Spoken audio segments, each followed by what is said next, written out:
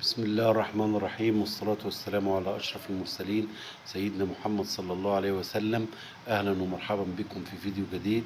النهاردة بإذن الله هنتكلم عن الزمالك يودع كأس مصر، وأشرف داري في الأهلي، وأشرف بن شرقي يقترب من الزمالك.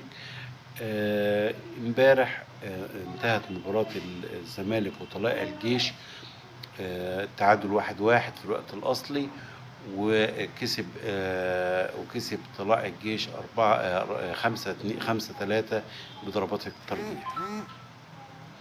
طبعا هي النتيجة مفاجأة في كل الأحوال، بس اللي المفروض الطبيعي ان الزمالك يكسب. كانت فرصته كبيره في ظل ان الاهلي ما بيشتغلش، يعني اعتذر عن البطوله، وبالتالي انت كان فرصتك كبيره. انت ليه بقى